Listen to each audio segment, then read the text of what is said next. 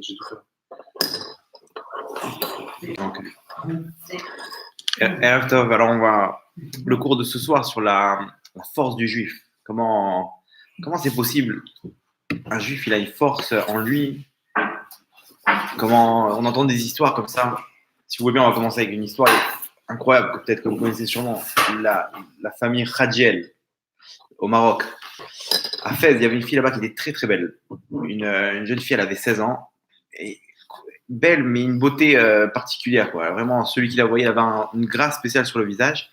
Son père, il lui disait, ma fille, t'es une bâtisse Israël. Tu ne sors pas dehors. C'est au Maroc, il y a des Arabes, des machins, etc. Ne sors pas dehors, fais ce que tu as à faire, etc. Mais garde ta beauté. Et un jour, elle a dû sortir pour faire une course. Sa mère elle avait besoin d'elle et tout. Elle est sortie.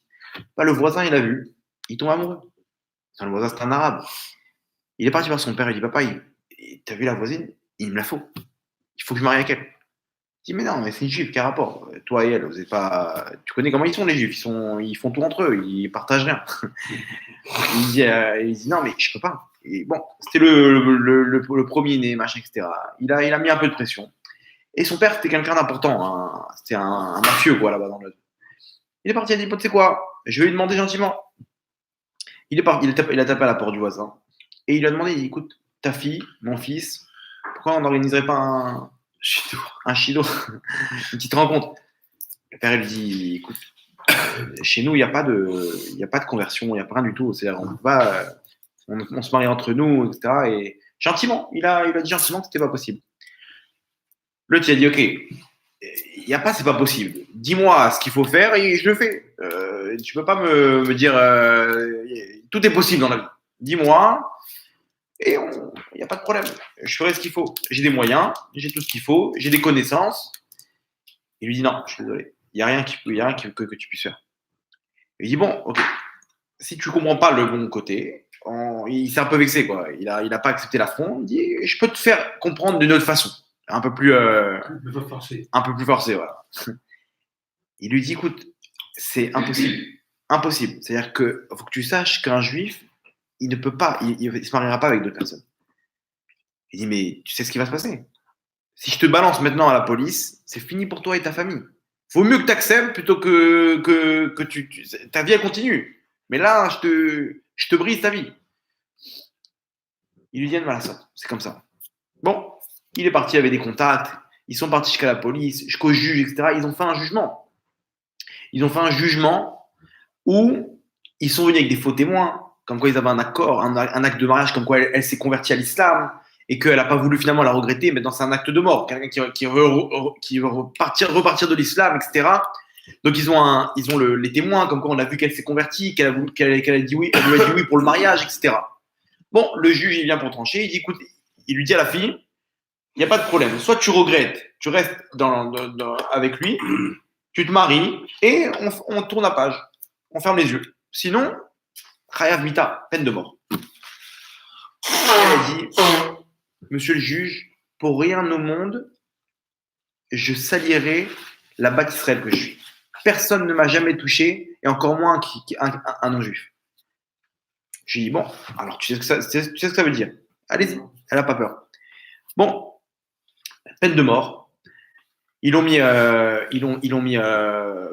en prison jusqu'à la peine de mort. Maintenant, toute peine de mort, elle doit passer par l'accord du roi. Le roi du Maroc, c'est lui qui donne l'accord. On ne peut pas décider comme ça. Donc, ils sont passés de Fès, ils étaient à Tanger, pardon. De Tanger, ils sont passés à Fès, parce que c'est là-bas qu'il y avait la peine de mort qui allait se produire, et le roi, il devait donner son accord. Donc, le roi, il a donné son accord. Maintenant, le fils du roi, il a entendu cette histoire, une fille belle, machin, etc. Il dit, je vais voir à quoi elle ressemble. Il a vu, il tombe amoureux aussi. Non, lui, c'est pas pareil. Il n'y a pas de mafieux. Lui, c'est le prince. Voilà, le prince, il fait d'elle une reine. Vous comprenez, c'est le. Je veux rentrer dans la prison. Je vais lui parler. Il rentre là-bas et il lui dit à cette fille, écoute-moi bien. Si tu dis oui, et je te prends comme épouse et tu deviens la reine du Maroc. Ça veut dire que maintenant, argent, palais, serviteurs, servantes, tout, le monde, il est à tes pieds. Rien que tu me dis oui, en un mot, ta vie, elle passe de la prison et de la mort à la vie avec un château. Tu choisis quoi? En plus, il était beau gosse, lui, c'était le prince, quoi. Il était riche, il était classe. Tout. Bref, elle lui dit, ma réponse est claire, non. Elle n'avait pas peur, elle était une émouna en béton. Quoi? En plus, tu m'insultes, etc. Tu sais ce que ça veut dire? Je vais te faire une peine de mort, pas comme les autres. Doublé. Bref, comment dire, il a. Tu es dehors. Ouais, non, vous allez voir la peine de mort qu'ils ont fait. Là-dedans, comment ça s'appelle? Il va voir son père, le roi du Maroc. Le roi lui dit tu sais comment ça marche les juifs. Tu vas voir leur rave, tu peux tout avoir. Si le rave, il va l'avoir et lui dit c'est bon, donc si tu as le rave dans sa poche, le prince, il va voir le rave, prend là-bas le rave de la ville, il lui dit écoute bien, tu vas aller voir cette fille-là, tu vas lui dire qu'elle se marie avec moi, sinon, je tue tous les juifs. Un décret, on passe tout le monde à la. Il a pas accepté le refus. Pas tous les juifs, mais il y a quelques juifs qui ont passé à la. Le pire. Voilà, donc Picouar Nefesh, le roi il voit ça, il réfléchit. Et il sait qu'il y a une histoire comme ça dans la Torah, avec Esther Amalka. Pour sauver les juifs, elle était avec le roi. Vous comprenez il va la voir. Il lui dit ma fille, je sais que c'est grave, etc. Mais là, sache qu'il y a un mauvais décret sur l'âme Israël. Toi, tu as la possibilité d'enlever ce décret. Elle lui dit quoi, Kvodara, vous me dites que maintenant, je dois perdre ma pureté, la neshama que j'ai, je vais la salir pour ça, pour un mauvais décret. Hachem, il a décidé qu'il y a un mauvais décret. Un mauvais décret, ça n'a rien à voir avec moi. Moi, Hachem m'a ordonné que je dois rendre ma neshama propre, je la rendrai propre. Personne ne me touchera. Il lui dit, mais pourtant, tu connais l'histoire de Purim. Esther, pour sauver l'âme Israël, elle était obligée de faire ce qu'elle a fait. Elle s'est retrouvée avec le roi. Elle était mariée avec le roi, Rajverosh. Donc, il a raison. C'est le Rav qui lui dit. Le Rav lui dit, n'aie pas peur. C'est un cas de force majeure ici. Qu'est-ce qu'elle lui répond? Mais Rav, il y a marqué là-bas, l'homme megadet et moladeta. Elle n'a pas dit son origine. Ça veut dire quoi? C'est-à-dire que le roi, personne ne savait que la reine était juive. Donc ça veut dire quoi? Qu'il n'y a pas de Chilou Hashem. Mais si maintenant on sait qu'une juive, elle est partie avec le roi, avec le prince, c'est Chilou Hashem. Une Bat Israël, elle est partie avec un goy, c'est Chilou Hashem en public. Elle n'a pas fait Chilou Hashem, Esther, parce que personne ne savait qu'elle était juive. C'est qu'à la fin, il y a eu le retournement de cette situation. Mais de base, elle est partie parce qu'elle n'a pas dit sa nationalité, elle n'a pas dit d'où elle venait, de quel peuple elle venait. Donc c'est différent, on ne peut pas me comparer à Esther. Le Rav dit, Tom, t'as raison. Il a dit, écoute bien, j'ai jamais vu une fille avec une émouna comme ça. Qu'Hachem te protège, etc. Il lui fait des brachot, des machins, etc. Et les deux, ils pleurent et tout. Et le Rav, il part et il dit au roi, cette fille-là, tu peux rien faire. Je te dis, ça sert à rien. Le roi, il s'énerve, il prend un gros, lui aussi, il est rentré dans l'affaire, etc. Et il décrète une peine de mort terrible. Quoi la peine de mort? C'est quoi la peine de mort? L'accrocher à un cheval, à la queue du cheval, par ses cheveux, et la faire traîner dans toute la ville. Imaginez-vous. Devant tous les juifs de la ville. Tout le monde les juifs sont tous invités. Personne ne doit manquer. De voir comment quelqu'un qui refuse, voilà le sort de celui qui refuse d'écouter le roi. Elle, il n'y a pas de problème. Maintenant, elle arrive devant tout le monde, etc. Et bien entendu, une dernière demande. Qu'est-ce que tu veux manger? Est-ce que tu as un truc qui te plairait et tout? Elle a dit, j'ai une dernière demande. Quoi? Amenez-moi une 50aine de pinces. De quoi? De pinces. Des pinces. Celui qui a pelé, des pinces. Se dénuder. Je lui dis pourquoi? Je lui dis, amenez-moi, c'est ma demande. Top, amenez-lui des pinces. Je lui ai emmené des pinces, ce genre de broche comme ça. Et elle est venue, elle a levé la première pince et elle a dit, personne n'a jamais vu mes jambes. Maintenant, j'ai peur que quand il va me traîner le cheval, ma jupe, elle va remonter. Non, elle avait la jupe jusqu'en bas. On parle pas, elle était limite. Elle était sa noix. Mais va savoir, quand il va me traîner là-bas, il y aura des mouvements, il y aura de l'action. Ça risque de remonter. Et personne ne voit ça. Même quand je meurs, il dit Hachem, je t'en supplie. Protège-moi, même quand je mourrai, que mon corps ne soit pas sali. Que ma tsniout ne soit pas salie. Elle a pris la pince, elle a rentré dans sa peau avec la robe pour pouvoir faire en sorte que la robe, elle ne bouge pas. Ils ont vu ça, les gens, ils disent, c'est pas possible, c'est qui c'est là? Là-bas, ils ont commencé à pleurer, à faire tchouva, les juifs. Ils ont vu qu'ici, il y avait un gros décret sur l'âme Israël. Si une gdosha comme ça, elle part de ce monde-là, de la sorte, sa déquête comme elle est. Et c'est elle qu'Hachem il choisit. C'est qu'ici, elle est venue enlever un gros décret dans le ciel.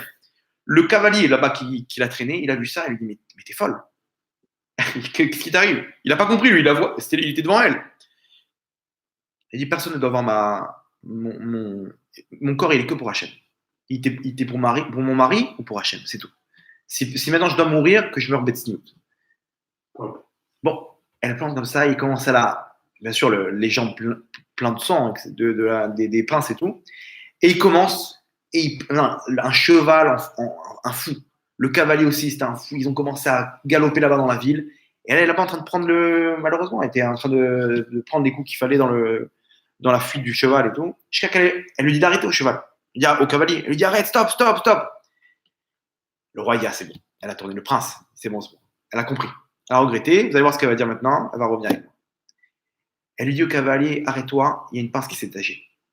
Elle a remis la pince bien pour pouvoir accrocher sa jupe. Elle sentait que sa jupe a remonté. Il y a une pince qui a dans l'action comme ça. Et comme ça, elle est morte. Alors, avant de repartir, elle a fait le schéma Israël. Et comme ça, elle est morte. Jusqu'à aujourd'hui, elle s'appelle Lala Soulika. Je ne sais pas si vous avez entendu parler. Jusqu'à aujourd'hui, ça tombe à Fès ou à Tanger, je ne sais pas dans quel truc. Jusqu'à aujourd'hui, les Arabes, ils vont là-bas. Des femmes, 20 ans, elles n'arrivent pas à avoir d'enfants. Elles vont là-bas, elles demandent sur la tombe. C'est connu. Cette juive-là, même le cavalier là-bas, il s'est converti au judaïsme. Il a vu ça, il a pleuré. C'est pas possible. Comment on peut avoir une émouna pareille? Comment on peut avoir une foi en Dieu pareil? Imaginez-vous la tzadikette que c'est. Son tombeau là-bas, celui qui va là-bas à Tanger, là, la Soulika, elle s'appelle, il est sûr d'avoir n'importe quelle prière. Il demande zivoug, un enfant. Les Arabes, ils connaissent ce truc. C'est les Arabes, ils connaissent mieux l'histoire que les Juifs. Les Arabes là-bas sur place, ils connaissent l'histoire mieux que les Juifs. Ils vont là-bas, des femmes, 20 ans, elles n'arrivent pas à avoir d'enfants, elles vont sur place, elles demandent. Hein. Pourquoi? Parce que moi, j'ai fait ta volonté, même dans les pires moments. Lui, il a une volonté, Hachem, en haut, elle vient, bonne avocate, elle vient, Hachem, j'ai fait ta volonté, fais ma volonté maintenant, donne-lui un enfant. Même les Arabes. Ma tante, elle m'a raconté que en France, elle vendait dans son magasin, elle vendait des téléphones et elle a fait un forfait téléphonique. C'était un arabe là-bas, qui est né. Elle a vu là-bas d'où il est né. Il est né à comment s'appelle cette ville? Ouazan, Maroc. Alors elle voit ça, Ouazan. Maintenant là-bas, il y a un très grand syndic qui est enterré, Rabbi Abraham Ben Diwan. Voilà, de Ouazan. Elle lui dit, vous connaissez. Non, là-bas, je vous explique ce qui se passe là-bas. Le jour de la Iloula, ils allument des bougies, il y a un arbre qui descend autour de la tombe. Ça, l'arbre, il brûle, mais il ne se consume pas. C'est connu. Là-bas, l'arbre, il brûle et il reste intact. C'est un phénomène connu. Et là-bas, tous les ans, à la Iloula, ils brûlent l'arbre avec les bougies, ça monte.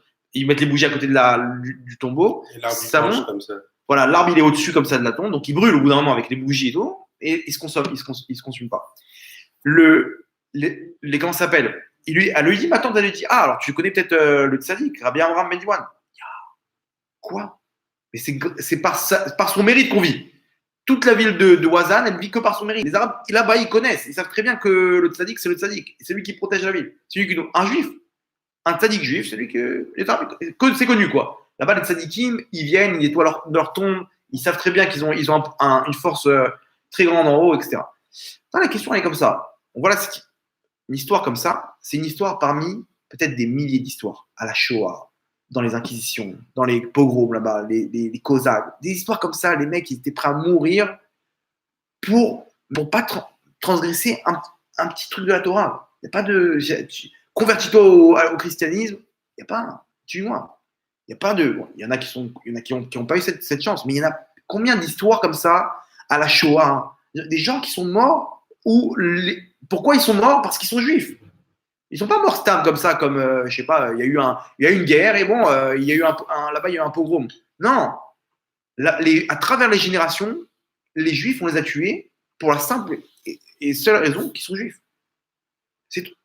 Et là-bas, on leur a mis leur émouna à l'épreuve et ils ont tenu. C'est quoi la force d'un juif?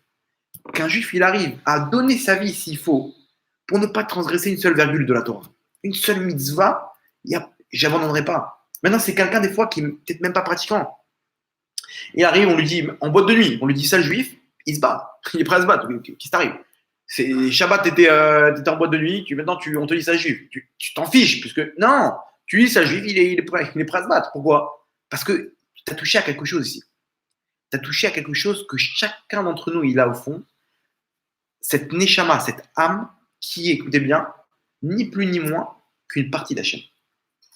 Et une partie d'Hachem, ça veut dire qu'en nous, en fait, on a une centrale nucléaire, ok, une force énorme qu'on a juste à puiser au fond de nous pour arriver à ces forces-là.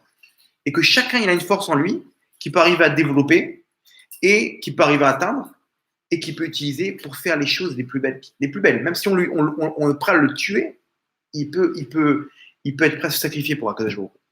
Donc, d'où ça vient? Là, on va expliquer comment ça marche. Déjà, il faut savoir, le Zohar, il dit comme ça, que Akadosh Baruch Hu, il y a marqué qu'il a Nafar, il a insufflé un souffle de vie dans l'homme. Maintenant, le Zohar, il pose la question. Il dit comme ça, celui qui insuffle un souffle, d'où ça vient ce souffle? C'est-à-dire quand vous prenez un ballon, le souffle qu'il y a à l'intérieur, il appartient à qui? À la personne qui a insufflé le vent dans le ballon. D'accord? Ok. C'est-à-dire quoi? C'est-à-dire que si on nous dit, pourquoi Hachem il n'a pas dit, il a mis une neshama dans le corps de l'homme. On dit, il a insufflé la neshama. C'est quoi? Quelle est l'allusion? Chaque mot dans la Torah, il est précis. Si je te dis qu'il a insufflé, au lieu de te dire qu'il a mis la neshama, c'est pas pour rien. Hein? Exactement. Celui qui insuffle, il insuffle une partie de lui. Le vent qui est à l'intérieur de lui. Alors, si je mets une neshama, c'est pas forcément une partie de moi. J'ai pris d'un endroit, j'ai mis dans un autre endroit. Mais si je dis j'insuffle, ça vient de moi. Vous comprenez? Donc, c'est tout ça pour nous dire quoi? Que la neshama, d'où elle vient? D'Hachem. C'est-à-dire que la neshama qu'on a, c'est ni plus ni moins qu'une partie de Dieu. Vous comprenez? C'est-à-dire quoi? Chacun des juifs, c'est un mini-dieu. Il a en lui un Dieu. Il a une partie divine. Donc, c'est-à-dire que la force qu'on a, on la puise de là. C'est une force qui est illimitée. Un juif, il peut arriver à n'importe quelle épreuve, il peut se relever de ses cendres. Il peut se relever de ses cendres. Et vous voyez des histoires, les pires épreuves. Là, je regardais dans les dernières parachutes, là, Avraham Avinu, on ne se rend pas compte de ce qu'il a passé. Avraham Avinu, on lui dit, pars de ton pays, tu seras riche, je vais te grandir ton nom, c'est-à-dire tu seras une star. Tu auras une terre, tu auras une descendance. En gros, on lui propose une liste de bénédictions, une liste de choses que n'importe quelle personne elle rêverait, à la condition qu'il quitte son pays. Bon, il le fait, il quitte son pays, il arrive en Israël, la famine. Donc déjà, richesse, on peut mettre une croix. Okay? Pourquoi? Parce qu'il y a la famine. Mon pays, je ne peux pas rester là-bas, il y a la famine, mais mes bêtes, elles sont en train de mourir. Donc je suis obligé d'émigrer. Maintenant, comment ça s'appelle? Sa femme, tu me parles d'une descendance. Sa femme, elle est stérile. Lui et sa femme, ils sont stériles. Lui il n'y a pas d'enfant.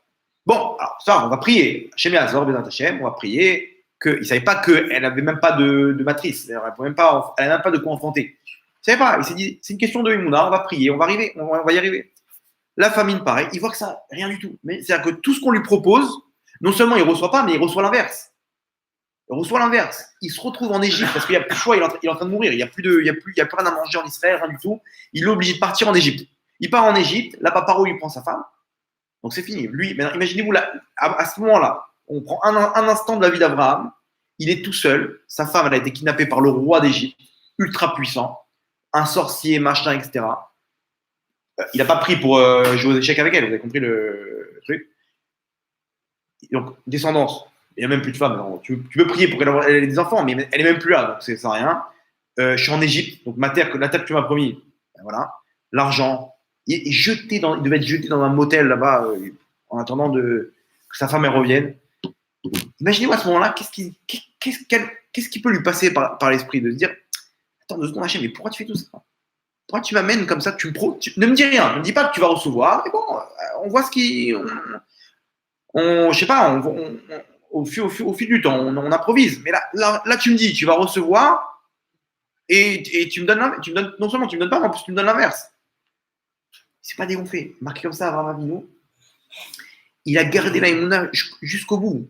Il rentrait dans les épreuves comme un cheval dans la guerre. Au galop, il n'y a pas. Hachem, tu veux, il n'y a pas d'enfant, il n'y a pas d'enfant. Il n'y a pas de femme, il n'y a pas de femme. Pas d'argent, il n'y a pas d'argent. C'est-à-dire, l'épreuve, elle était terrible. Et de là, il a réussi à ressurgir de ses cendres pour devenir ce qu'il est devenu. Ah, le Abraham Avinu, il a retrouvé sa femme. On connaît la suite. Il est devenu riche, Kavod, les trucs, les honneurs, etc. Un enfant, la terre d'Israël, jusqu'à aujourd'hui, au Hachem. Regardez de là où il est, il descend, il descend, il descend, il arrive à un point que n'importe quelle personne, elle aurait jeté sa kippa. Après, il dit ça, j'en ai marre. Et de là, il ressurgit de ses cendres, il reprend des forces. Mais d'où t'as réussi, Abraham? Comment t'as fait? Comment il a fait? Yosef Hatzadik, il est jeté par ses frères, vendu, il se retrouve en prison, il se retrouve chez serviteur, chez Potiphar. Là-bas, sa femme, elle tombe amoureuse de lui. Il envoie balader. Il va en tôle à cause de ça, parce qu'elle elle accuse, tellement elle a été vexée, elle a accusé qu'il est venu la violer. Non, c'était faux. C'est elle qui l'a attrapé son habit, il a sauté par la fenêtre. Il va en prison combien de temps? 10 ans. Là-bas, il y a encore un autre épisode, il reste encore 2 ans. 12 ans en prison. Imaginez-vous, c'était le chouchou de Yaakov Avinu. Il était avec ses frères, dans une ambiance de Torah, de Gdusha, de Fila, de trucs. Et d'un coup, il se retrouve en Égypte, le pays du vol, le pays de la Vodazara, etc., en prison. C'est-à-dire, il n'est pas avec les Égyptiens. Il est avec les pêcheurs, les fous et les Égyptiens qui sont en prison, quoi. C'est-à-dire dans le pire de la société égyptienne. En prison, tu retrouves qui? Tu ne vas pas retrouver des philosophes là-bas. Bref, il est là-bas avec eux, et là-bas, il tient le coup. Hachem Yazor. Un jour, Hachem, il va me libérer. Un jour, le Zohar, écoutez bien, Zohar Miketz, il dit comme ça, qu'il arrive à un niveau, Yosef, où il a déprimé. Vous entendez? Si le Zohar, il ne le dit pas, on ne peut pas y croire.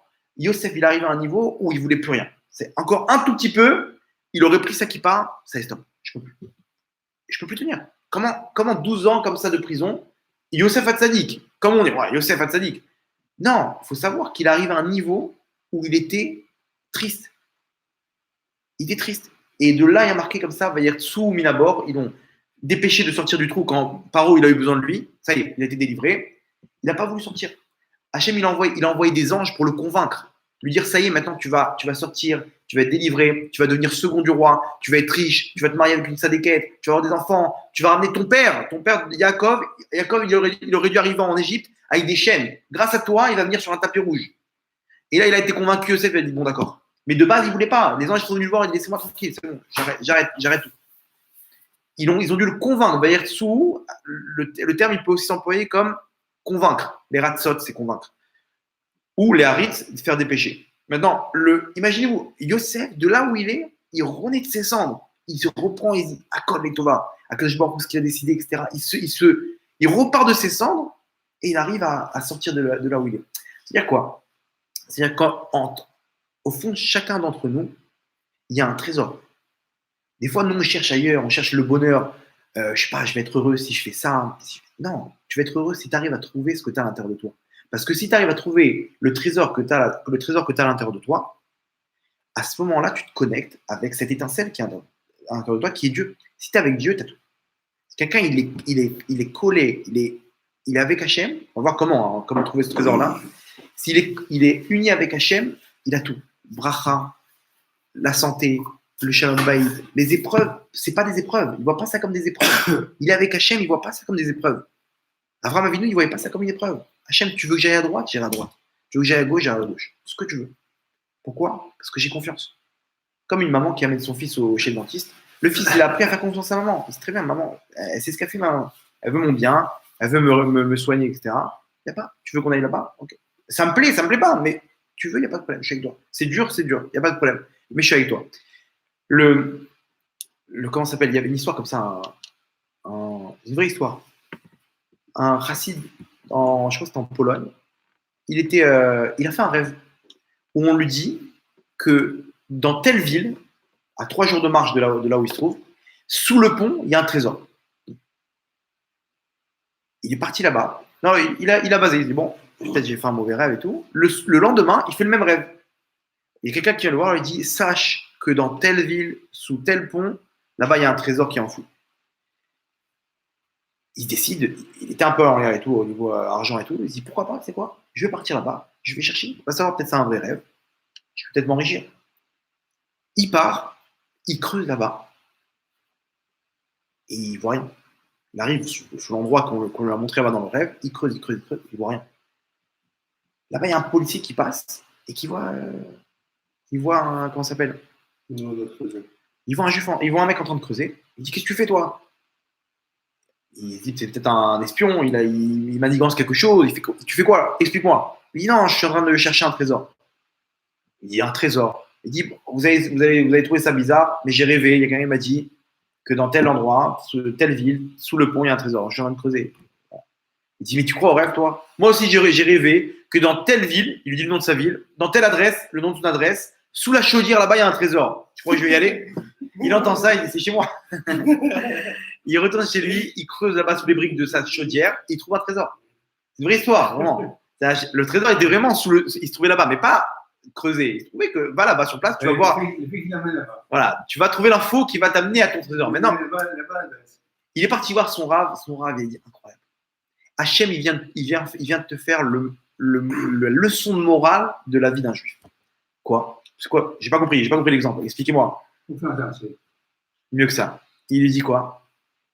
Bah, c'est confiance en Hachem. Mais ici, il lui dit, des fois, on cherche le trésor loin, alors qu'en fait, il est chez nous. Il est à l'intérieur de nous.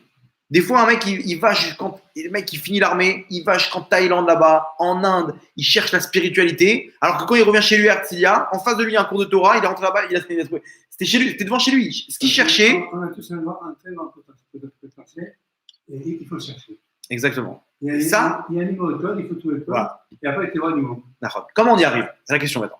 La question à poser, c'est OK, on a le trésor, où creuser? Comment y arriver? Vous allez voir. Comment ça marche? C'est simple. À partir des trois fêtes, on va expliquer comment ça marche. Il y a 3 fêtes dans le judaïsme, pour lesquelles, il y a plus que ça, mais il y a 3 fêtes pour lesquelles on devait aller au Beth Amikdash. Les trois fêtes principales, qui sont Pessah, la première fête de l'année, Shavuot et Sukkot. Okay? Je vous pose une question. Dans quelle fête on doit décorer l'objet principal de la fête? Sukkot, d'accord. Vous n'avez jamais vu quelqu'un faire des décorations sur la matzah de Pessah ou à Shavuot, je sais pas, sur les Sefer Torah, ils font des trucs, des ballons, des machins. Il n'y a pas de déco. Pourquoi c'est cette fête-là qu'on décore? On dirait que c'est celle-là le sommet, quoi. C'est là qu'on peut faire la fête. Et d'ailleurs, dans le passage de la Torah, la fête, on te dit que tu dois être saméach, tu dois être joyeux, c'est à Sukkot. Vaïdemar saméach, c'est à Sukkot qu'on parle. Ok. Maintenant, regardez comment ça marche. C'est quoi ces 3 fêtes-là dans l'histoire? Il y a Pessah, c'est la naissance du peuple juif. Pessah, là-bas, on découvre qu'il y a un Dieu qui nous a sortis d'Égypte. La naissance du peuple juif, c'est-à-dire là-bas, le peuple juif est né. C'est-à-dire que je sais que Dieu existe. Je crois en lui, je sais qu'il existe, et maintenant, voilà, je vais faire par rapport à ça. Est-ce que ça suffit de croire en Dieu? Quelqu'un qui croit en Dieu. Il ne fait pas Shabbat, rien du tout, mais il dit, moi, tu sais, quand je discute avec ces gens-là comme ça, il dit, ne me vois pas comme ça. Hein. Moi, j'ai une émouna en Dieu terrible. Mais voilà, mais Shabbat, est-ce que ça suffit? Est-ce qu'on peut dire que ça suffit? Ça suffit pour trouver ce trésor? Démarrer, c'est le début. T'as raison, c'est le début, mais ça ne suffit pas. Pourquoi? Parce que si demain, comment ça s'appelle? Le mec, on lui propose beaucoup d'argent et qu'il faut voler pour ça, bah, il va mettre Dieu de côté. C'est-à-dire qu'il est pris selon ses désirs. Que ce soit une femme, que ce soit de l'argent, que ce soit la jalousie, que ce soit les honneurs, etc. La émouna, elle est limitée. Maintenant, la deuxième chose, c'est quoi? C'est Shavuot. Shavuot, c'est quoi? C'est le don de la Torah. C'est-à-dire qu'une fois que tu as fait ça, tu es un juif, tu sais que Dieu existe, ok? C'est pas tout. Il faut que tu remettes maintenant avec toi les mitzvot. C'est quoi les mitzvot? Le don de la Torah. Maintenant, j'ai reçu la Torah. C'est quoi la Torah? C'est le mode d'emploi. Le mode d'emploi, comment devenir un homme. Il y a un mode d'emploi, comment devenir un médecin, faire tant d'études, 7 ans d'études. Comment devenir un chirurgien. Comment devenir un homme, c'est toute une vie. C'est le mode d'emploi, c'est la Torah. Ok. C'est-à-dire quoi? C'est maintenant de ne pas regarder comme ça, de ne pas envier, de ne pas. Toutes ces règles-là, elles vont créer chez moi de devenir un homme. C'est-à-dire qu'en fait, elles vont permettre de casser mes désirs qui me séparent d'Hachem. Comme je vous ai dit, c'est quoi la première étape? C'est je crois en Dieu. Ok, mais ça, c'est limité. Pourquoi? Parce que quand tu as une épreuve, quand tu as une histoire de désir, tu as un désir qui rentre en jeu, il te fait écran entre toi et Dieu. Le mec, il tombe amoureux d'une femme, elle n'est pas juive, il n'y a plus des mounards. Mais tu as compris que c'est Dieu qui existe, c'est Dieu que Dieu il existe, que Dieu il a créé le monde, qu'il peut faire ce qu'il veut dans ce monde-là. Comment tu peux faire une chose pareille? Tu ne trouves pas que c'est une trahison? Tu ne trouves pas que tu as un problème dans la façon de penser? Non, mais il ne peut pas voir ça. Pourquoi? Parce qu'il est amoureux, il aime.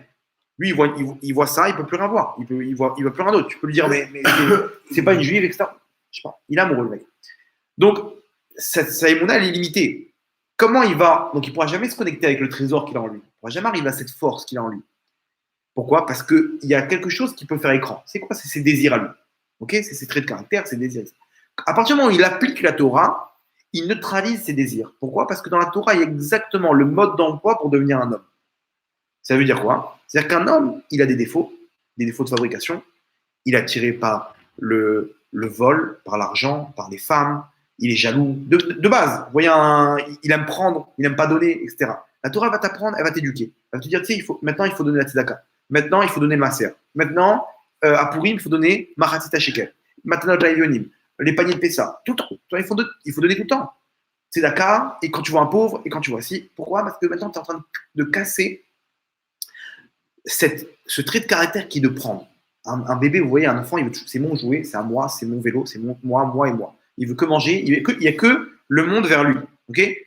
Un homme, il y a des hommes, ils sont pareils, en plus classe, quoi. C'est toujours dans son intérêt, etc. Il a toujours raison. C'est comme un enfant, mais en grand. Maintenant, la Torah t'apprend à donner. Casse cette mesure. Donne. Tu dois valoriser ta femme. Tu dois lui donner à tes enfants, donner aux gens autour de toi, toujours donner, que ça, il arrive à casser et il arrive à ressembler à Hachem, que lui, il fait que donner. Hachem, il ne reçoit rien, comme si on lui fait quelque chose quand on fait une mitzvah. Maintenant, pareil, on le dit, tu sais, tu ne peux pas envier la femme de ton prochain. Tu ne peux pas observer la femme de ton prochain. C'est-à-dire dans le sens comment elle est belle, etc. Pourquoi? Parce que Hachem, il connaît le défaut de l'homme. L'œil, il regarde, le cœur, il désire. Et à force de regarder, eh ben, tu vas commencer à aimer et tu vas pas être heureux. Pourquoi? Parce que tu vas même pas te rendre compte de ce que tu as chez toi. Tu vas tout le temps en train d'envier les autres, etc. Tu vas voir que le bon côté de chacun et donc tu vas pas voir ce que tu as chez toi. Et donc le mec, il va vivre dans une dépression. Pourquoi? Parce qu'il va être tout le temps tiraillé entre la femme de son voisin, la voiture de son prochain, la maison de son oncle, etc. Et lui, il va pas voir ce qu'il a chez lui. Il va jamais être heureux. Parce qu'il est tout le temps tiraillé. Il sait pas que là-bas aussi, il y a des problèmes. Il pense que le monde, il est beau chez les autres et chez lui, c'est une catastrophe, etc. Et l'homme, il est déprimé quand il rentre trop de matérialité. Il est complètement en l'air. Je t'avais déjà dit ça, que l'endroit où il y a le plus de matérialité aujourd'hui, c'est les États-Unis. On est d'accord. C'est quoi le médicament qui est le plus consommé? Le Prozac. Prozac, c'est quoi? Antidépresseur. C'est terrible. Le Prozac, ça massacre un homme. Ça le rend, il devient tout calme. C'est-à-dire quoi? Le mec, il est déprimé. C'est ce qu'on donne généralement à quelqu'un qui a il a eu un traumatisme, il y a eu un accident, soit il a un traumatisme. On lui donne vite ça. Pourquoi? Parce que s'il pense trop à l'accident, il peut créer ce traumatisme-là en lui. Et après, il peut avoir des séquelles. Donc, tout de suite, on lui calme les nerfs. On lui dit, ne pense à rien. Il évite. Ça le détruit quand même. Hein? Ça le détruit quand même. Ouais, ça le détruit, mais d'un côté, on a empêché un problème psychologique grave. Oui. Voilà. Donc, on le calme. Le mec, il est vide. Il est là, comme ça, il ne sert à rien. Mais ça l'évite de penser trop à la scène. C'est quoi le problème? C'est que tellement il pense, ça rentre. Ça fait des connexions dans le cerveau. Et là, maintenant, il a ce traumatisme-là. Dès qu'il revoit, il y a un truc qui soit une odeur, un son, etc. Hop, cette connexion-là revient et il retombe dans l'angoisse. Donc, tout de suite, on l'empêche de penser. Comment? Avec ce Prozac. Maintenant, les gens là-bas, ils sont tellement déprimés, on ne veut plus qu'ils pensent. Parce que tellement ils pensent, alors combien ils sont vides, combien ils sont tristes, combien il y en a. Et c'est ça la dépression. Plus on pense à sa situation, plus le mec, c'est ça qu'il faut être occupé. On n'a pas besoin de penser à. Les gens, ils n'ont pas besoin de penser à leur vie dans laquelle ils sont. Donc maintenant, on lui donne ça, le mec, il se sent bien. Pourquoi? Parce qu'il arrête de penser à tout ce qui crée sa dépression. Donc, c'est bizarre. L'endroit où il y a le plus de matérialité, on aurait cru que les gens ils seraient le plus heureux. Il y a les meilleures voitures, les plus belles femmes, les plus belles maisons, etc. Ils sont tous déprimés. À côté de ça, vous allez en Inde, là-bas, vous voyez, j'ai vu une photo comme ça, un homme avec sa femme, et il n'y avait plus de dents, il n'y avait qu'une dent. Ils souriaient comme ça les deux, une seule dent. Ils sont heureux, ils sont pieds nus là-bas, avec des vaches et tout. Il n'y a pas de matérialité. Ils sont au top. Ils sont heureux de ce qu'ils ont. Voilà, ils n'ont rien du tout. Et là-bas, vous voyez, les mecs qui vont en voyage en Inde, en Thaïlande et tout, c'est quoi le problème? C'est que tu t'ennuies. Tu es heureux, super, il n'y a rien et tout. Tu es toi-même, tu peux te retrouver avec toi-même, mais tu t'ennuies. Donc, tu as besoin de faire quelque chose dans ta vie. Donc, tu ne peux pas rester comme ça tout le temps. Le judaïsme, c'est exactement l'équilibre entre la matérialité et la non-matérialité. Un juif, c'est un mélange entre un corps matériel et une neshama qui est spirituelle, une âme qui est spirituelle. C'est exactement l'équilibre. On te dit, maintenant, tu as une mitzvah de manger de la viande. C'est-à-dire que tu fais un acte spirituel quand tu manges de la viande. Tu te fais une Shabbat, chaque fois que tu kiffes, tu vas faire une sieste, un kiff, tu fais une mitzvah. Par contre, il y a des moments où tu dois prier. C'est-à-dire que c'est l'équilibre entre la non-matérialité et la matérialité. C'est-à-dire que c'est trop de matérialité, c'est la déprime. Pas de matérialité, c'est l'angoisse, c'est l'ennui. Le mieux, c'est l'équilibre des deux, c'est le juif. C'est exactement ça. Ok, donc maintenant, quand une personne, elle arrive à appliquer les mitzvot, elle rajoute maintenant, donc on a dit, d'abord, il croit en Dieu. Après, les mitzvot, c'est le mode d'emploi. Le mode d'emploi, comment devenir un homme? Hachem, il a créé un mode d'emploi. Chaque objet aujourd'hui, il a un mode d'emploi. Prenez un ordinateur, il a un mode d'emploi, un iPhone, un aspirateur, il y a le mode d'emploi. Pourquoi il y a le mode d'emploi? Parce que si jamais tu fais une mauvaise manipulation, tu vas le voir, il y a une garantie, vous pouvez me le rembourser. Je veux dire, tu as lu le mode d'emploi? Non, mais bon, je croyais que ça marchait comme ça. Bah, c'est pas de notre faute. S'il y a un problème dans le moteur, d'accord, mais si c'est un problème de fausse manipulation parce que tu n'as pas lu le mode d'emploi, c'est ta responsabilité à toi. On ne te rembourse pas sur ça. Ok, hein, il se peut que l'objet le plus sophistiqué, qui est l'être humain, il n'y a pas de mode d'emploi. Impossible. C'est quoi le mode d'emploi? La Torah. Fait comme ça. Hachem dit exactement chaque chose qui aujourd'hui s'est prouvé médicalement, scientifiquement. Regardez les livres aujourd'hui sur la Torah et science. Psychologiquement parlant, je suis dans les formations de psychothérapeute. Avec la Torah, on arrive à des degrés beaucoup plus hauts que la psychologie basique. Pourquoi? Parce qu'il y a des gmarot qui arrivent dans le fin fond de la pensée humaine. Comment une personne, elle est dans son subconscient, son inconscient, etc. C'est des trucs qui sont dans la Gemara. Maintenant, eux, ils ne savent pas de quoi ils parlent. Ils ont trouvé comme ça par rapport à la Torah. Mais avec la Torah, on arrive dans le fond de la pensée, encore plus loin que ce qu'on peut arriver. Ok, deuxième étape, donc, en plus d'avoir la Emouna, de savoir que Dieu existe, d'avoir les mitzvot. Quelqu'un qui n'a pas les mitzvot, il ne peut pas arriver à ce trésor. Pourquoi? Parce qu'il sera toujours tiraillé par ses désirs, par ses traits de caractère, etc. Donc, il n'arrivera pas à voir ce qu'il a au fond de lui. Troisième chose, c'est quoi? Soukot. C'est quoi Soukot maintenant? Okay. Une fois que tu sais qu'il y a un Dieu et que tu appliques ce qu'il te demande de faire, maintenant, Soukot, c'est la mise à l'épreuve. Soukot, on te demande maintenant de quitter ta maison, de te retrouver dans une cabane où là-bas il risque de pleuvoir. Alors généralement, c'est des fois en bas de l'immeuble. Donc, le mec il est obligé de faire une préparation militaire. Chacun il a un rôle. Toi tu prends le truc, toi tu prends les salades, toi, tu prends les assiettes. Et les petits ils sont là comme ça en train de suivre. Ah, ils descendent tous, on a oublié le pain. Ok, remonter, machin. C'est une grosse organisation. C'est quoi cette histoire? Pourquoi Et c'est là-bas qu'on va découvrir. Pourquoi? Parce que c'est là-bas qu'on arrive à se connecter. Quand une personne elle arrive, on arrive à la tester. C'est-à-dire, ok, maintenant tu crois en Dieu, tu fais les mitzvot, mais si maintenant je te teste, là on va voir jusqu'où tu es prêt. Qu'est-ce que tu es prêt à faire pour moi? Hachem voit, toi tu avais un plan prévu. Maintenant, moi, je te change ton plan. On va voir combien tu es prêt à réussir l'épreuve. À ce moment-là, une personne, elle arrive à se connecter avec Hachem. C'est-à-dire que tout ce qu'on voit, les gens qui ont subi, comme l'histoire qu'on a racontée au début du cours, ça, c'est des gens, on les a mis à l'épreuve. Ça, c'est une fille, elle respectait toute la Torah. Elle sait que Dieu existe, etc. Et si maintenant, je te proposais de devenir une reine, et si maintenant je te disais, tu transgresses la Torah pour mourir, qu'est-ce que tu es prêt à faire? Là, quand une personne, elle dit, Hachem, il n'y a que toi, là, elle se connecte. Et là, c'est au-dessus de la nature. Aucune personne ne peut arriver à ce moment-là, une personne, elle est connectée avec Hachem. Maintenant, on ne parle pas de ces épreuves-là. Nous, au jour le jour, on a nos épreuves à nous. Épreuve de Parnassa, épreuve de santé, épreuve dans le Shalom Bayit, dans le couple, avec les enfants. Le monde, il est rempli d'épreuves. Est-ce qu'il y aura la guerre? Est-ce qu'il n'y aura pas la guerre? On entend les sirènes, on entend les machins. Et qu'est-ce qui va se passer avec truc, et avec machin, et avec les enfants? Comment ils vont se marier? Comment ils vont truc? Et combien d'histoires? Les maladies, le truc. À ce moment-là, Hachem te dit, et si maintenant je ne te donne pas de quoi payer ton loyer à la fin du mois, que ce soit une galère, comment tu vas réagir? Est-ce que tu vas te dire, bon, bah, ça m'a saoulé.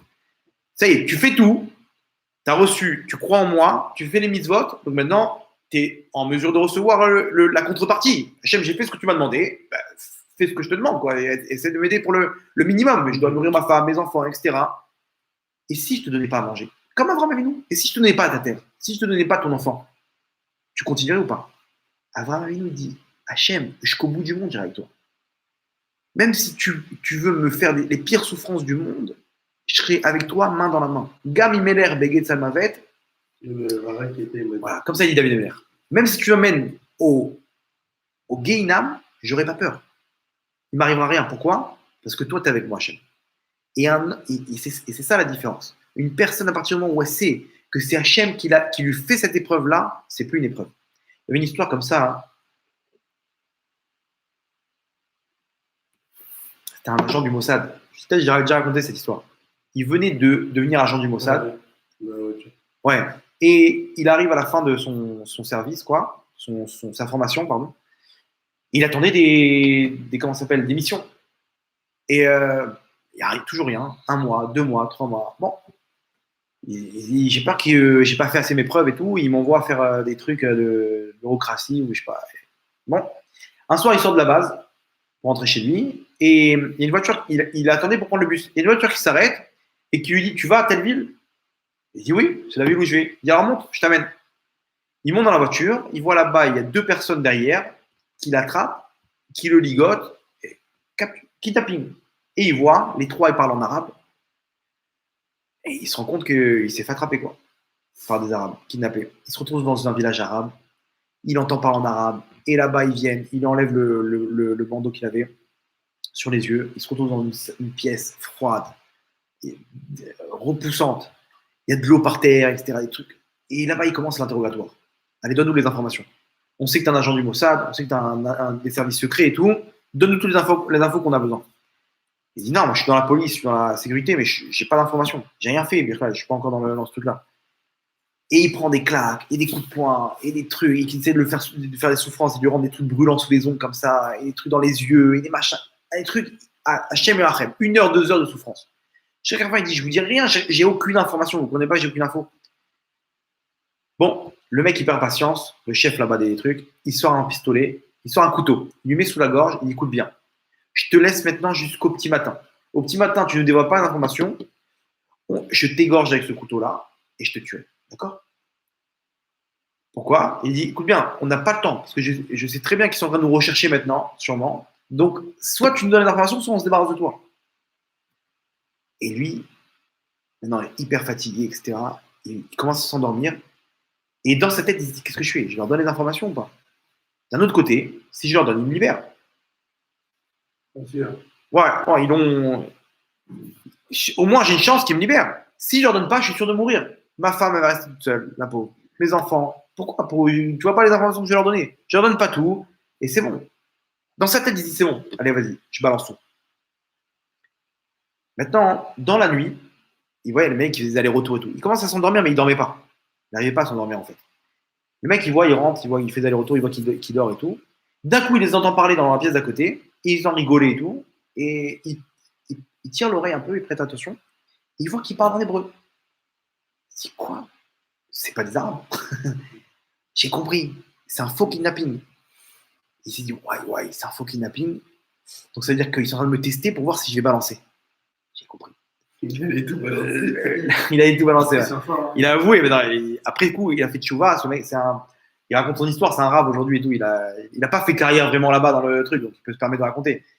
Il y a plein d'agents qui n'ont pas réussi, mais en tout cas, il racontait son histoire. Il disait que le mec, il arrive au petit matin, le chef là-bas, il arrive avec le couteau. Il disait, je sentais le couteau dedans, mais je savais qu'il allait rien faire. Et je lui ai dit, écoute-moi bien, tu peux me trancher la gorge maintenant, je te dirai rien. Vas-y, fais ce que tu as à faire. Allez, vas-y, qu'est-ce que t'attends? Et le mec, il est avec le couteau comme ça, il jette le couteau par terre, et il insulte en arabe et il s'en va. D'un coup, ils reviennent tous. Bravo, t'es monté de grade, maintenant tu peux recevoir des missions, etc. Maintenant, ça c'est l'histoire qu'il raconte. Lui, il raconte l'histoire en disant, à partir du moment où il y a une épreuve, il y a un test, c'est là-bas qu'on monte de grade. Ok. Alors moi, je vais prendre l'histoire dans un autre registre. À partir de quand l'épreuve c'est arrêté pour lui. C'était une épreuve, il était dans une épreuve terrible. À partir de quand cette épreuve, c'est devenu un jeu d'enfant. Quand il a entendu. Quand il a entendu que les mecs, c'était de ses collègues.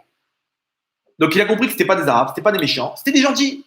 À partir du moment où il a compris que c'était des gentils, l'épreuve s'est arrêtée. C'est exactement pareil pour nous. À partir de quand l'épreuve elle s'arrête, quand tu comprends que celui qui te fait l'épreuve, c'est pas un méchant, c'est Hachem. Nous on croit que c'est qui me fait l'épreuve, mais lui il me doit de l'argent, mais lui il veut pas me donner mon. Mais c'est pas lui le méchant, c'est Hachem qui dirige tout. Et Hachem il veut ton bien ou il veut pas ton bien?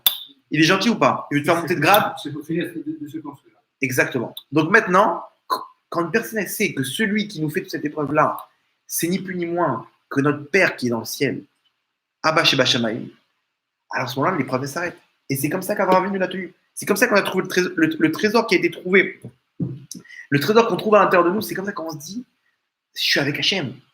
C'est-à-dire que l'épreuve, elle n'est pas là pour me faire du mal. Elle n'est pas là, c'est pas un bâton qui va me taper. L'épreuve, elle est là pour m'élever. L'épreuve est là pour voir si je suis prêt à tout pour toi, Hachem. Et si tu réussis l'épreuve, à ce moment-là, Hachem, il voit ça et dit, mon fils, colle à Kavod. Et Hachem, il te dit, maintenant, tu es avec moi. Maintenant, oui, tu vas voir les forces qui sont en toi et la personne est renée de ses cendres et elle arrive à des niveaux d'une extrémité à l'autre. Les personnes au plus bas, ils sont arrivés à sortir des histoires comme ça, des gens, ils n'avaient pas de quoi payer un centime. Ils sont sortis de leur épreuve. Aujourd'hui, au Hachem, ils sont heureux avec leurs enfants, des machins, des trucs. Chacun, il a des histoires comme ça. Chacun, il a une histoire comme ça. Vous refaites votre vie derrière vous, vous verrez des épreuves terribles. Comment je suis sorti de cette épreuve-là? Vous verrez qu'Hachem nous accompagne, il nous a juste testé. Mon fils, t'es où? T'es avec moi ou pas? Parce que si t'es avec moi, tu vas découvrir, à ce moment-là, tu te connectes avec moi, le trésor qui est au fond de toi, la Neshama qui est au fond de toi, elle prend le dessus et là, tu peux développer des forces qui peuvent t'amener au-dessus de la nature, au-dessus des règles de la nature. Ça, c'est la force d'un juif. Ok. Comment ça s'appelle? Et ça, on voit bien dans comment ça s'appelle? Le Navi, le dernier Navi qui a parlé, qui a donné le dernier message à Israël, c'est, comment dire, le Navi Malachi. Donc, et après, on est parti en galoute. Le Navi Malachi, les derniers mots qu'il donne au Israël, ok, c'est en fait les dernières paroles d'Hachem. Maintenant, qu'est-ce qu'un papa, il va dire à son fils juste avant de partir? Qu'est-ce qu'Hachem, notre père, il va dire à son peuple juste avant de partir pendant 2000 ans de galoute, 2000 ans d'exil, jusqu'à aujourd'hui? On est sans lui. On ne sait pas. Quelqu'un a déjà entendu un message d'Hachem. Il n'y a plus de prophètes pour nous dire ce qu'Hachem il pense de nous, comment on doit se diriger, comment on doit. Il n'y a plus rien du tout. Maintenant, un papa, qu'est-ce qu'il va dire à son fils? Ou une maman, qu'est-ce qu'elle va dire à son fils juste avant de partir? Il y avait une histoire comme ça dans la Shoah. Une femme, elle était avec sa fille. Elle a réussi à la cacher dans des nazis et tout. Jusqu'à la fin, elle s'est fait trouver. Elle a pris une balle, je ne sais pas quoi. Elle a réussi à s'échapper. Mais là-bas, dans la forêt, elle est en train de mourir. Elle a dit à sa fille, avant de mourir, tu dis quoi à ta fille? N'oublie pas que tu es juif. N'oublie pas que tu es juif. Combien d'histoires comme ça? Des milliers. N'oublie pas une seule chose. Quand sa fille, elle a 8 ans, elle ne sait même pas c'est quoi le judaïsme, rien du tout. Ma maman, elle m'a dit avant de partir, mais dis-lui, elle a dû dire je t'aime, etc. Ces trucs-là, mais c'est si important que ça. Tu vois que tu es morte à cause du fait que tu es juive. T'es juive. Tu viens lui dire ça à ta fille, pour lui dire ça y est, laisse tomber. En mourant, elle garde sa émouna de dire, il n'y a pas, j'irai jusqu'au bout. Pour toi, Hachem, il n'y a pas, on continue. Tu vois bien qu'Hachem, il t'a abandonné ici. Non, je suis juif jusqu'au bout. Maintenant, je vais être avec lui. Maintenant, on va danser ensemble. Parce que je vais être au Gan Eden. Et ma fille sache que c'est ça notre secret. N'oublie pas que tu es juif. Comme ça, combien d'histoires comme ça? Des trucs de fou. Il y avait une histoire comme ça, j'ai entendu incroyable. Un mec, dans les camps de la mort, il a essayé, arrivé à Pessah, il a essayé de trouver de la farine pour pouvoir faire une matzah. Et il a pris de toutes ses forces, Hachem, je t'en supplie, laisse-le au moins trouver une matzah, un peu de farine, de quoi faire une matzah. Et les jours avancent, il se rapproche de Pessah. Une semaine avant Pessah, il y a un bombardement américain dans le comment ça s'appelle, sur le camp là-bas. Il touche un hangar de nourriture. Ils leur disent quoi aux mecs? Venez tous nous aider à ranger. Tout était éparpillé, etc. Venez nous aider à ranger. Donc lui, il se retrouve dans le hangar. Maintenant, il va ranger de quel côté? Le côté où il y a les sacs de blé. Exprès. Il espérait prendre une petite poignée, mettre dans sa poche pour pouvoir, avec cette poignée-là, la moudre et faire de la farine, faire une matzah. Il voit, ni vu ni connu, il prend une poignée comme ça, il ramasse comme ça, une poignée de blé, et il met dans sa poche. Ah, il est content et tout. Il rentre, il dit ça au Rav. Le Rav, il lui dit, quoi, t'as du blé? Je t'en supplie, ne m'oublie pas. Ne m'oublie pas pour cette mitzvah, je voudrais goûter un morceau de la matzah, un petit kazaïd. Il dit, t'inquiète pas. Toi et moi, je pense qu'il y aura assez pour une grande matzah, on pourra manger un kazaïd. C'était son Rav et tout en plus, donc bon, il arrive là-bas dans le truc et tout, et il attend le moment où il aura une petite pause pour pouvoir moudre le blé et faire la pâte. Il arrive à moudre le blé, il fait la pâte, il étale, il fait une belle matzah, quoi. Et il cherche maintenant un endroit pour pouvoir faire un peu de feu. Là-bas, il y avait un truc pour se réchauffer, ils avaient dans le truc. Il prend un petit peu de charbon, il essaie de faire avec des briques un petit four, il met la pâte dedans, il sort une matzah magnifique. Il la voit, il embrasse un petit morceau d'une galette, un cracker. Enfin, imaginez-vous, une personne voit ça de l'extérieur, mais c'est des fous, ces juifs. Il a failli mourir pour un cracker. Maintenant, il va pour entrer. Il voulait cacher la matzah, il devait passer à un endroit où là-bas il y avait un soldat allemand. Qu'est-ce qu'il a fait? Il a mis la matzah à l'intérieur. Donc ça prend un peu de la place, quoi. Donc il a mis la main pour bloquer. Le soldat, il a regardé. Il dit, qu'est-ce que t'as dans ton manteau là? Il s'est fait griller. Il dit rien. Non, je me gratte et tout, donc il essaie d'esquiver tout. Il dit, viens ici. Il ouvre le manteau, la matzah elle tombe par terre. Il voit ça, il dit, qu'est-ce que tu fais? D'où t'as sorti ça? Il n'a même plus de mots, il ne sait même plus quoi dire et tout. Il voit sa matzah par terre qui s'est cassée. L'Allemand, il lui met des coups de. Comment ça s'appelle? Avec son fusil. Il le met par terre en sang. Il le massacre de coups. Maintenant, lui par terre, qu'est-ce qu'il fait? Il voit la matzah par terre, l'Allemand. Il écrase avec sa botte en 1000 morceaux. Qu'est-ce qu'il fait là? Dans les coups, en sang, par terre, il prend avec sa main une poignée de matzah qui reste. Et il la met dans sa poche. Le mec, il ne s'arrête pas. Ça y est, stop. Regarde Hachem ce qu'il te fait. Hachem, il te donne une matzah et il te l'enlève. Il l'a fait passer sous le nez. Il te la donne, il te l'enlève. Dis, ça y est, stop, Hachem, j'ai fait mon maximum. Tu veux pas. Il n'y a pas jusqu'au bout, j'irai avec toi, Hachem. Tu m'enlèves la matzah, j'irai jusqu'au bout. Il prend avec ses mains les miettes, il rentre là-bas, il pèse toutes les miettes, 27 grammes, pile un kazaït. Pile un kazaït. Quand j'ai entendu cette histoire, je me suis dit, moi, je crois que quand l'Allemand il a frappé, moi, à ce moment-là, j'aurais abandonné. Le mec, dans les coups, dans le sang, il voit encore comment servir Hachem. Il me reste encore des petites miettes, là, je peux gratter. Il a réussi à prendre une poignée entre deux coups de fusil. Mais imaginez-vous jusqu'où il va. Maintenant, après 120 ans, s'il avait vu la scène et qu'il avait vu, Hachem, il aurait posé la question, si maintenant je t'avais enlevé la matzah par cet Allemand-là qui t'aurait massacré de coups, et que tu aurais pris. Tu te rends compte le scénario de folie que tu aurais pu avoir, dans quel Gan Eden ça t'aurait amené? Donc, Hachem, il voit ça, il voit qu'il est capable. Allez, je continue. Parce que maintenant, c'est sûr que cet homme-là, il a pris quelques coups qui ont cicatrisé. Il est sorti indemne de ça. Et son Rav, il en a voulu, il lui a dit, je t'en supplie, donne-moi la mitzvah. Il donne-moi la mitzvah, laisse-moi manger, et cette mitzvah-là, je te la donne. C'est-à-dire que moi, je ne veux pas de salaire sur cette mitzvah-là. Après qu'il ait supplié, il a dit d'accord. Jusqu'à que, après, son Rav, le lendemain, il est mort. Donc, il s'est dit, bon, peut-être c'était la réparation de sa neshama. Et après, il est venu le voir en rêve. Il est monté en Israël, ce juif-là, il est monté en Israël, il a fondé une famille, et il est venu le voir en rêve, son Rav, il lui a dit, tu peux me rendre la mitzvah que je t'ai donnée? Tu te rappelles, tu m'as donné la matzah, et moi, je t'ai donné la mitzvah dans le ciel, qui t'appartient. Je t'en supplie, rends-la moi. Si tu me la rends, je peux arriver à ma vraie place dans le Gan Eden. Il dit, mais non, c'est ma mitzvah. C'est moi qui ai pris les coups. Il lui dit, je t'en supplie et tout. Et bon, il ne savait pas quoi faire, il est parti voir un Rav. Le Rav lui dit, écoute, toi maintenant, tous les ans, tu fais Pessah. Lui, il ne peut plus. Donne-lui, et c'est sûr que ce que tu as fait pour lui, le recette que tu fais, il va valoir plus que la mitzvah que tu as fait la mitzvah de la matzah. Bon, il lui a donné, il est revenu le voir en rêve, il lui a dit merci. Non, Stam, regardez comment maintenant, on raconte ça à une personne. Tu aurais été capable de faire ça? Impossible. Même pas. Tu aurais été capable de passer à choix. Si tu poses la question à quelqu'un, est-ce que tu es capable maintenant de manger une soupe avec des pots de pommes de terre tous les jours, une seule, ok, de travailler, et là-bas, toute sa famille, ils sont partis, tous les trucs, machin. Les mecs, c'était des squelettes. 4 ans, 3 ans, 5 ans dans des camps de la mort comme ça, des squelettes, ils ont vu leur. plus de sentiments, rien du tout. Ils ont refondé une famille. Comment une personne, si on avait posé la question à quelqu'un avant la Shoah, tu es capable de vivre comme ça? Il est impossible. Pourtant, il a réussi. Il a réussi l'épreuve.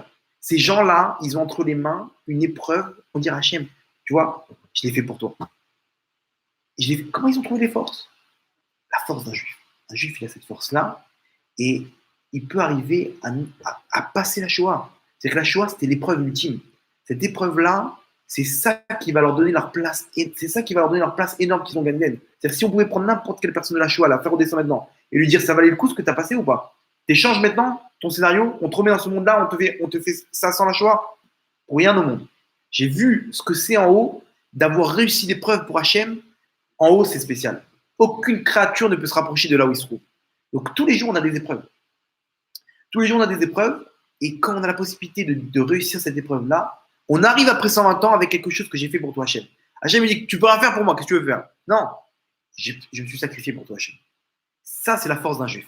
Maintenant, donc, pourquoi je vous raconte cette histoire? C'est des gens, ils sont morts dans la Shoah, une histoire terrible. Et là-bas, qu'est-ce qu'ils disaient avant de mourir? Ils disaient à leurs enfants, reste un juif.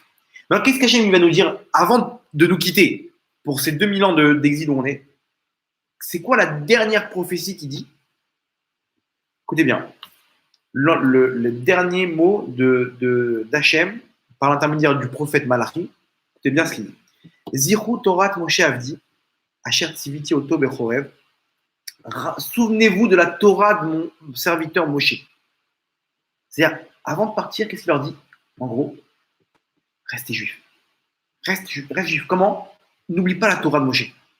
Cette Torah-là, n'oublie pas. Ne te marie avec aucun goy. Shabbat, tous ces trucs-là, reste un juif. N'oublie pas que tu es juif. Zirou Torah de Moshe. Exactement. Hachem, il dit exactement ça. Maintenant, je vais vous quitter pendant 2000 ans. Comment on va faire maintenant, Hachem, sans toi? Comment on va faire? Je suis à l'intérieur de toi. Mais comment on se connecte? La Torah. Souviens-toi de cette Torah. Ok, Alcool Israël, activité que j'ai ordonné à Moshe là-bas sur le mont Sinaï, Alcool Israël et sur le Israël, Chukim Mishpatim, des lois et des préceptes. Deuxième chose, donc premièrement Torah. Deuxième chose, c'est quoi? Iné Anochi. Donc Torah, on a dit déjà. D'abord que tu crois en Dieu. Deuxième étape, la Torah. Troisième étape, on avait dit réussir surmonter les épreuves. Regardez la deuxième chose qu'Hachem nous ordonne avant de partir. Iné Anochi Sholer Lachem et Elia Anavi. C'est cette phrase. Voici, je vous enverrai là-bas Elia ou Anavi. Lifne Boyom Hachem Gadol Venora, juste avant le jour de la délivrance finale, du jugement final plus exactement. Donc, à la venue du Mashiach, je vous enverrai Elia ou Anavi là-bas. Pourquoi? Pour faire quoi? Ve'eshiv lev avot al banim, ve'lev banim al avotam. Et il ramènera les pères vers leurs fils, les fils. En gros, il fera tchouva aux gens. C'est-à-dire que Eliyahu Hanavi, son rôle, c'est de finir la tchouva. Hachem nous dit, je vous enverrai Eliyahu Hanavi pour faire tchouva. C'est-à-dire quoi? C'est-à-dire qu'en fait, il nous dit, le dernier ordre, c'est quoi qu'il nous dit avant de partir? Sachez qu'une chose, elle peut vous sauver, c'est quoi? C'est la tchouva. C'est quoi la tchouva? La tchouva, c'est quelqu'un qui est tombé, à n'importe quel moment, il peut repartir. C'est ça. Quelqu'un qui est tombé, il a fait une faute, il fait tchouva, il repart à zéro. C'est en gros, tu as la Torah, mais tu as aussi le fait de tomber. C'est quoi le fait de tomber? Les épreuves. Les épreuves, elles peuvent te faire tomber, mais n'aie pas peur. La tchouva, c'est ça qui va te remonter, c'est ça qui va te faire gagner les épreuves. Tu peux tomber, te faire éclater par le Sahara des années. Tu fais tchouva, tu te relèves, c'est toi qui gagneras. Donc Hachem, qu'est-ce qu'il nous dit avant de partir? Il nous dit, souvenez-vous juste de ma Torah, restez des bons juifs et réussissez les épreuves. À ce moment-là, si vous y arrivez, vous allez me retrouver à l'intérieur de vous-même. C'est le trésor qui est à l'intérieur de vous. Et là, vous arrivez à n'importe quelle force. Et comme ça, un juif peut arriver à réussir ses épreuves. Les épreuves, il y en a, au prochain. C'est pas chacun où il s'assoit, il peut vous raconter combien il a des problèmes avec sa famille, avec son travail, avec son patron, avec ça. Tout le monde. Comment réussir ces épreuves-là? Comment je fais? J'ai pas de solution. Qui je vais aller voir? Qui je fais? Il n'y a plus de rabbinim, il y a plus. Je parle avec Hachem maintenant. Je veux qu'il m'aide. Je veux savoir comment guider dans ce monde-là. Cherche à l'intérieur de toi. C'est quoi de gagner là? Exactement. À l'intérieur de toi, tout se trouve. Et regardez Hachem ce qu'il fait. Il y a marqué comme ça à la fin des temps. Il y a une série de malheurs qu'il y aura. Okay, et à la fin, il y a marqué et là, la chez Bachamé. On ne peut se reposer que sur notre Père qui est dans le ciel. C'est-à-dire quoi? C'est-à-dire que tu vas arriver à un niveau où il n'y aura plus rien qui pourra t'aider. Même les rabbinim, il n'y aura plus rabbinim. Vous voyez, aujourd'hui, tu dis quel rave je vais voir. À l'époque, tu allais voir Baba Saleh, il te disait toute ta vie. Tu disais exactement quoi faire pour pouvoir réparer ta neshama, pour pouvoir gagner de l'argent, pour pouvoir sortir de sa maladie, etc. Maintenant, tu vas aller voir un rave, il n'y a plus rien, il n'y a plus personne. Pourquoi? Parce que Hachem, il te dit arrêtez de chercher derrière. Creusez à l'intérieur de vous. Le remède, il est à l'intérieur. Si tu creuses, tu trouves. Et comme ça, Hachem, il nous sort de n'importe quelle épreuve. Et un juif, il peut réussir n'importe quelle épreuve. Donc, ça veut dire que maintenant, on a entre les mains une force qui peut nous permettre de réussir n'importe quelle épreuve. À nous d'avoir la émouna de se dire je peux le faire. C'est en moi. Je peux maintenant me marier. Je peux avoir des enfants. Je peux être riche. Ce qu'une personne, elle veut par rapport à sa vie, si elle sait dans sa tête qu'elle peut, elle a cette force en elle, et que Hachem, c'est lui qui dirige tout, donc il est de notre côté. Cette épreuve-là, il peut la réussir. Et pourquoi? Parce que j'ai toutes les forces en moi. Et je peux réussir cette épreuve.